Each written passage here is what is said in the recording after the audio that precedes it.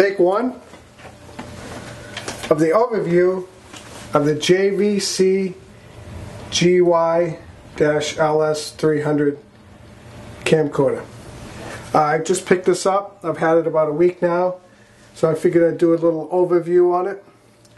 I'm not going to get into the technical specs, that's all online. Just my opinion of it and what I like, what I don't like.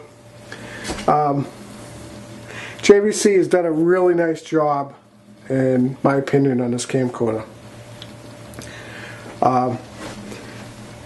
Obviously, with the micro 4/3 mount, you could have a whole huge lens selection you could put on this. That made a big difference to me. I really wanted a changeable lens. So I have right now the Samyang 85mm lens, cinema lens, T-stops, and manual focus. So the camera came with the Metabones active adapter. One thing you should note if you buy one of these, I found out kind of the hard way, is right on the bottom of the camcorder. On the bottom of the camcorder, bottom of the Metabones mount, right here, there's a little bracket.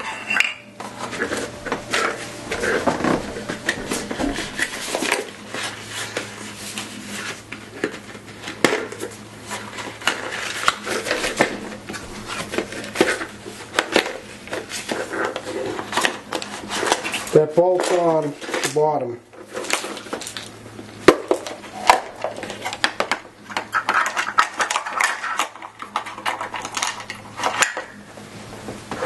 Right here.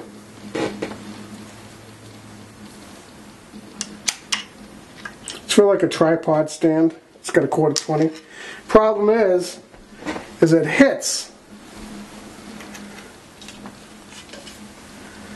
the ND filter knob when you try to put it on. So when I tried to put it on, obviously I couldn't see it because it was on the bottom.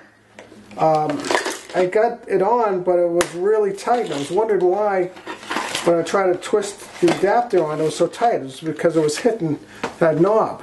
So you have to take that bracket off with a couple metric Allen screws, and that fixes that. But do that before you try to mount the lens.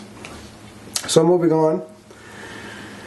On this side, we have the XLR adapters and the shotgun mic.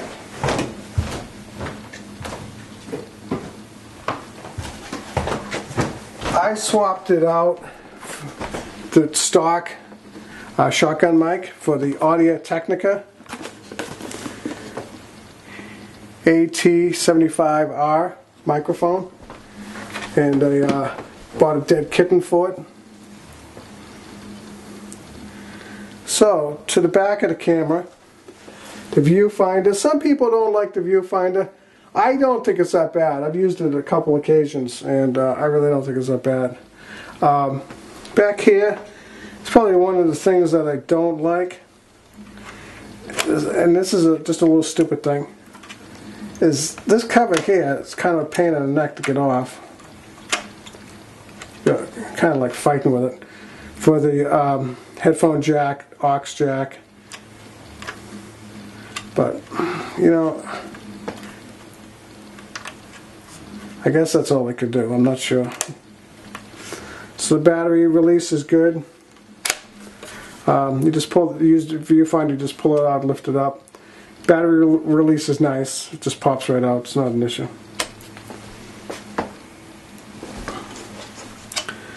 So on this side, it's where the all the buttons and controls are.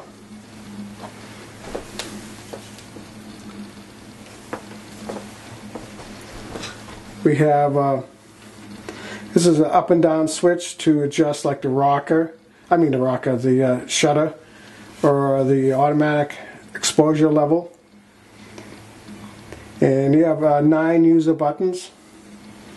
There's like number 6 is right there. Number 2 time code is right there. Number 1. So you got 1, 2, and then you got 2 on top, 2 user buttons on top, and user button 5 and 3, 4, and 5 right there. So you got your 2 SD cards, and you got your viewfinder. The viewfinder is nice. I like it. It has this little rocker switch where if you want to go in the menu, you got to push the menu button right here and use the rocker to select whatever item you might want to be using. So just turn that on, turn the camera on.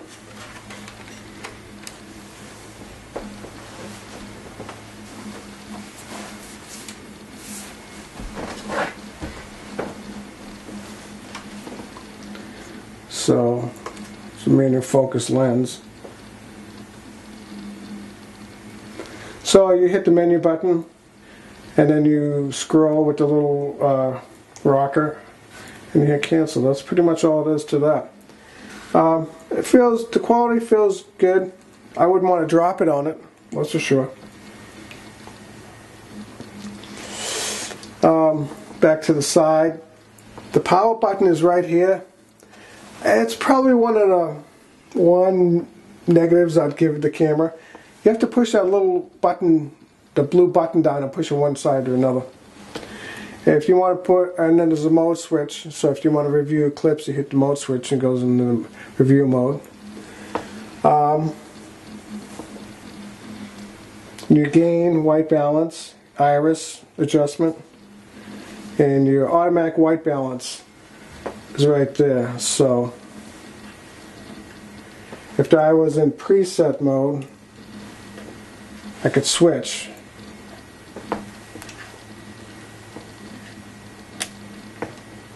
Or manual mode, I could switch between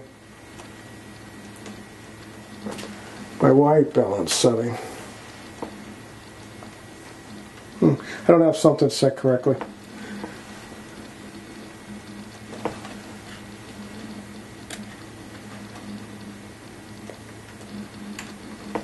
So I'm just going to go back and automatic. We'll mess with that later. Your ND filter knob right here is built good. The quality right here around this lens mount is really high.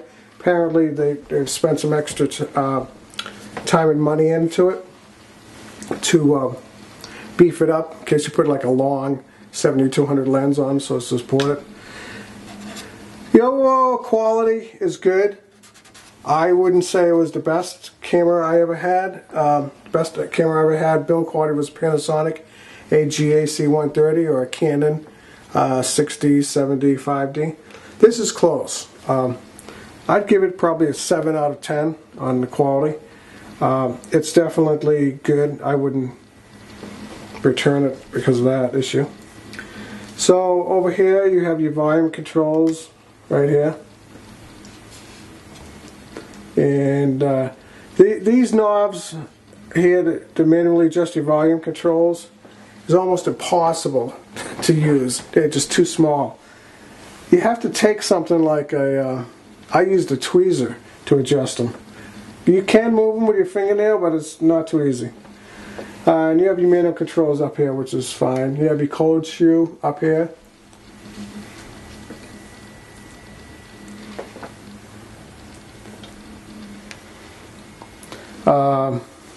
Your zoom rocker button, your record button, and your zoom speed switch right there. This is just a little adapter that I added on. It goes 1/4 20 to a cold shoe mount.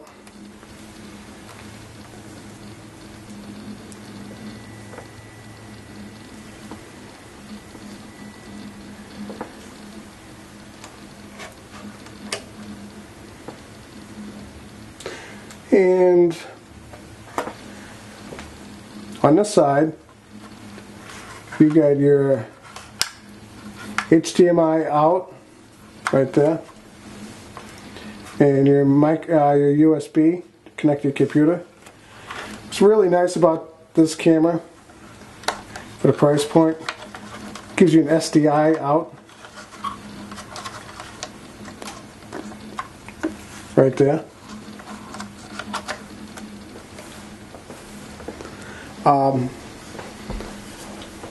If you look at the initial cost of it, it's like $39.95, so let's say $4,000. But if you buy it through B&H, they throw this Metabones adapter in, which is $400. So that brings it down to $3,600, which was definitely within my budget.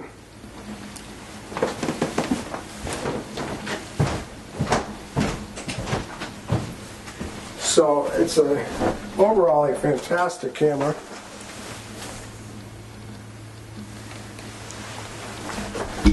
And I've been very pleased with it. And my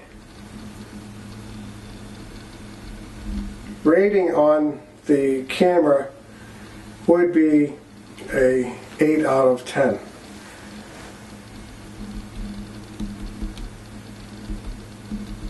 I think it's an excellent camera, and I really like the fact that it's a Super 35. I couldn't find any camcorder that was a Super 35 with a MTF lens mount, so I could put different lenses on it in 4K. There's nothing out there. I've looked everywhere. The form factor is great. It's not too big, it's not too small. I think it's just perfect, especially when you put a lens on it. So this is going to conclude the overview of the Jvc Gy-Ls300. Thank you very much for watching this video, and please subscribe to my channel and give me a thumbs up if you like the video.